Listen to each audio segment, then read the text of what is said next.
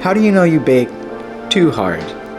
Well, be Jeff and bake sometimes. I'm working my way through the list of the top 100 desserts in the world. Subscribe to feel better about yourself, and I still haven't bought a whisk yet.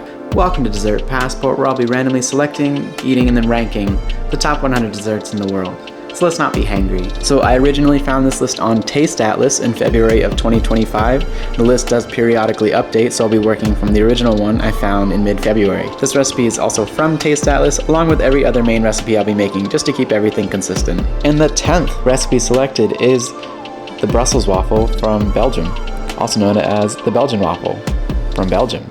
This was ranked number 61 on the original list. To start, we go way back to the 9th century medieval Europe, because waffles were thought to emerge from making communion wafers with iron molds. No biggie, just jumping forward a few hundred years now to the late 14th century. The first waffle recipe manuscript was written by an anonymous French man to his wife. Now, gentlemen, that is what I call a love note. This recipe included eggs, salt, wine, and flour, cooked with cheese in the middle. I can't really tell if this sounds good or not, or if I'm just focusing too much on the cheese and the wine.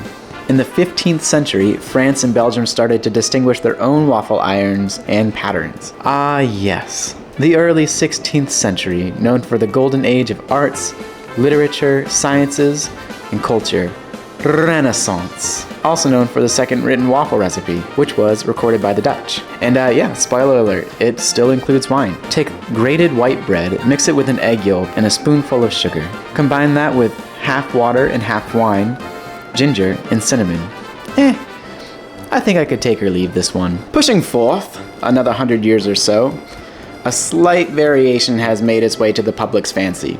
This was a Belgian man in his cookbook, and he wrote a little something down for us future folk. Future! No wine this time. Ingredients included white flour, warm cream, fresh melted butter, yeast, and lots of egg yolks. Alright. By this point in the mid-16th century, French people were going through waffle mania. The king had solid silver waffle irons, and the following ruler had to enact a law that waffle vendors had to be at least 4 yards apart. In the 17th century, waffles were fairly accessible for normal everyday people. Just getting to the point here, in the 1960s at the Seattle World Fair, vendors were selling Brussels waffles. But due to the Americans' inability to identify Brussels as the capital of Belgium, I don't think much has changed, they changed it to the Belgian waffle in the New York World Fair just a couple years down the line. In the morning, I'm making waffles. To start this recipe, let me introduce to you yeast. Only one yeasty boy was used for the size recipe that I scaled down to, and I honestly just decided to film this on a random afternoon whim. This is just what I had available.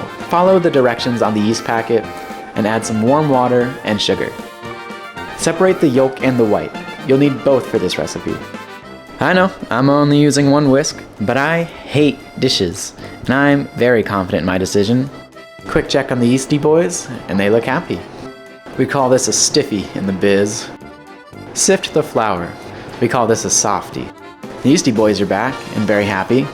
Now pay attention because this step is very important. Stick an object in the flour to make a little hole.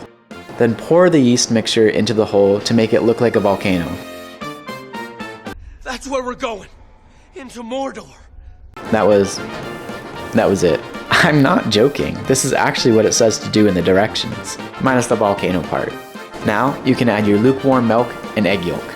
Whisk it for the biscuit. This is exactly where you saw my whisk break on the intro clip.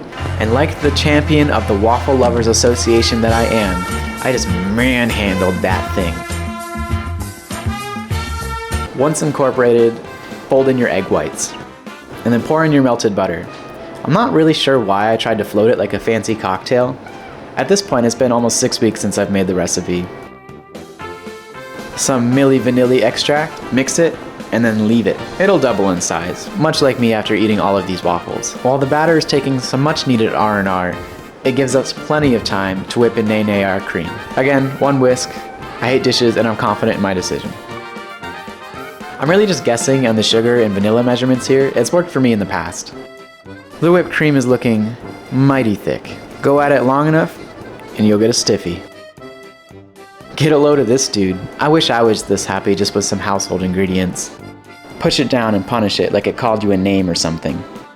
I had never made a yeasted waffle batter before. There, I said it. So obviously, I had a morbid curiosity about sticking it in my mouth. It didn't taste very good. It was like weird bread, which I guess makes sense, because essentially waffles are just weird bread. Spray both sides, because if you've ever used a waffle iron, you know that this will probably stick even after spraying it, and you will get a mangled mess of waffle.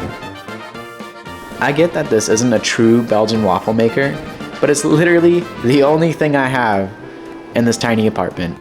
Architecturally, morphologically, shapes speaking, I don't think it should impact the flavor. Alright, maybe I stand corrected. Some research in the form of a single AI prompt so that it might actually impact the flavor. But ChatGPT can't even eat waffles, so I'm not sure why I'm even allowing it to have an opinion. They kind of came out like Eggo waffles. They better taste exquisite.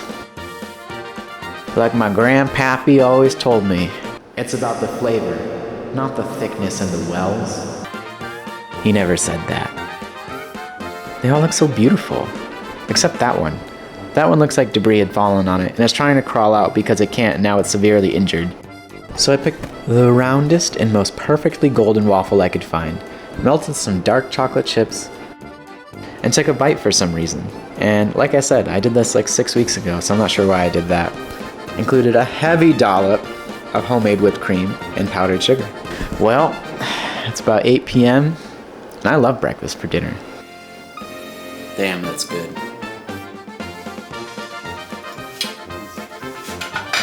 I think the yeasted dough, the batter, is like the difference between a milkshake and a malted milkshake. It's got a slight breadiness to it, quite crisp and airy and fluffy, how you would normally want a waffle, but now I feel like I'm being hugged by the waffle.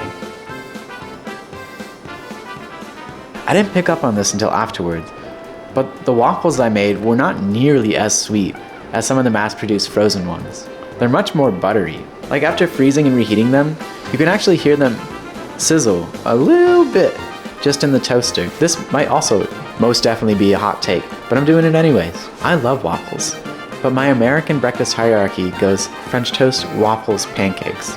And I love all three. There, I said it. This is no hate.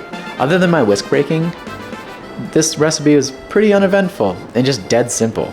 We call this segment Sharing with Claring because she is 50% of the rating here. Claire rated this an 8.2, I rated this an 8.1, and that's an average of 8.15. Good enough for third place. So that was Brussels waffles, or Belgian waffles, from Belgium. Join next time to see where we go in the world. Remember, bring your passport.